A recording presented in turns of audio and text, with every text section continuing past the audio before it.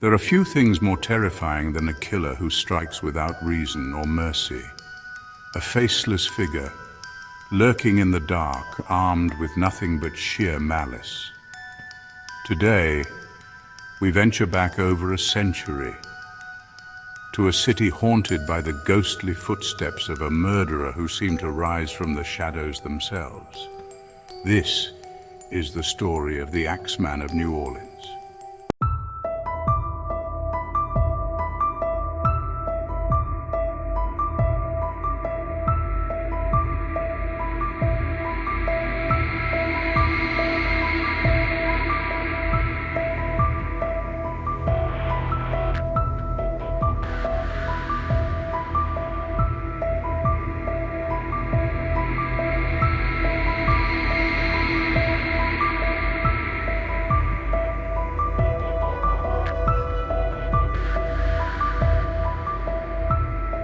It began in the spring of 1918, a time when jazz filled the air and New Orleans danced to its own vibrant rhythm.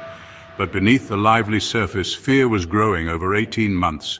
The city was terrorized by a killer unlike any it had ever known.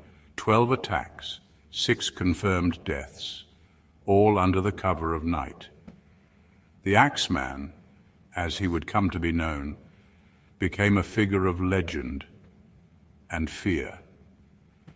The first attack occurred on May 23, 1918.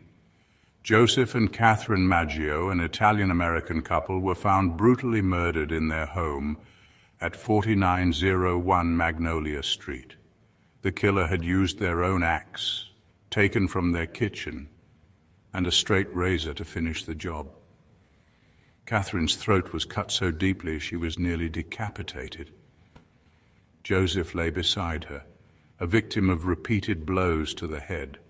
Their bodies were discovered by Joseph's brothers, who lived in the same house. No one had seen or heard a thing. Nothing was taken.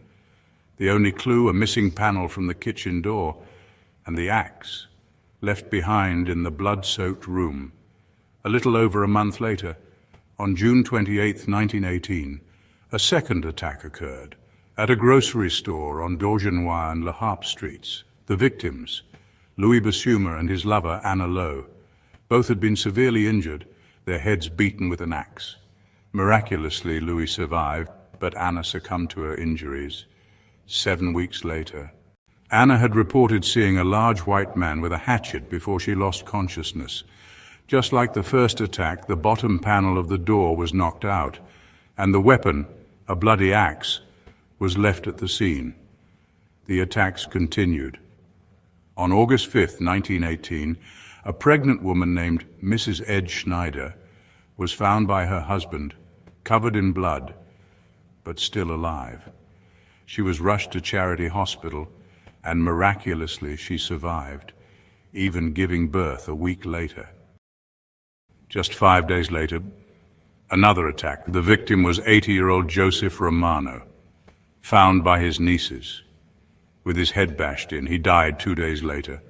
His nieces reported seeing a tall, dark figure in a black suit and slouch hat, fleeing the scene. New Orleans was gripped by terror.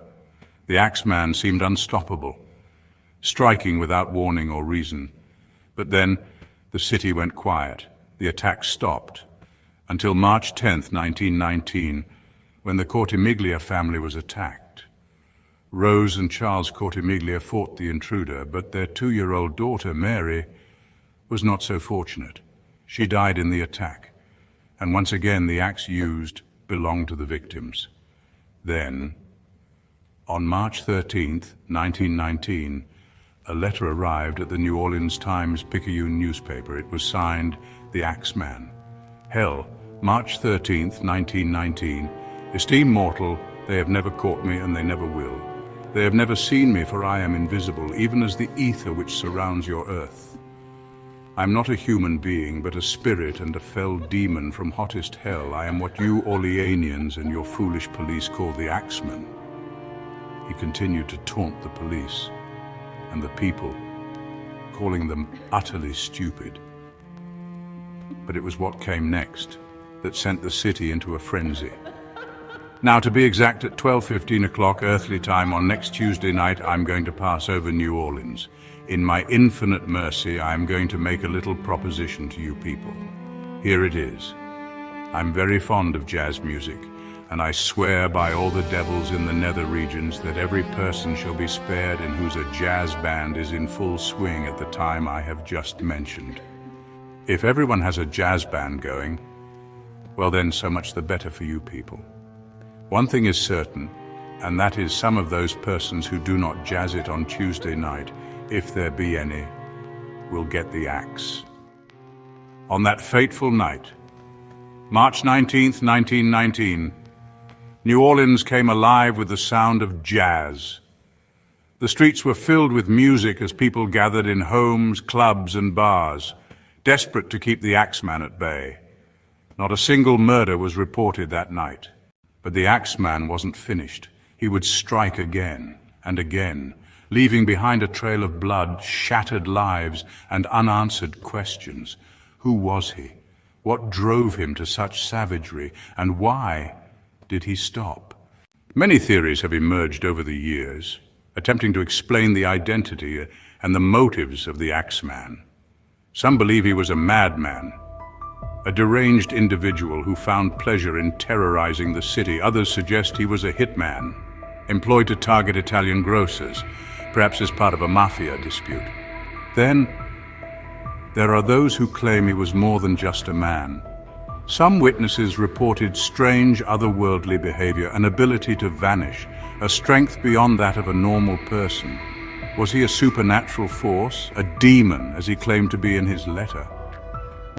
The Axeman's last known crime, the attack on Esther and Mike Pepitone. Esther survived, but her husband did not. Esther later moved to Los Angeles and remarried. On the second anniversary of her husband's death, her new husband disappeared without a trace. She remembered a man named Joseph Mumfre who had threatened her. On December 5th, 1921, Mumfre visited Esther in Los Angeles, demanding money. She shot him dead. Esther claimed he was the Axeman. The LAPD found evidence that suggested Mumfre might be linked to her husband's death, and Esther was acquitted. But there were no such evidences that proved that the Mumfre was the Axeman. Maybe there was not only one person but multiple, or a grupo of serial killers. But the ultimate question remains unanswered. Who was the Axeman of New Orleans? And why did he vanish as suddenly as he appeared? Some mysteries are destined to remain unsolved. What are your thoughts and feelings about this case? Let me know in the comments. And if you want to explore more unsolved mysteries, then check out the video of mysterious murder in room 1046.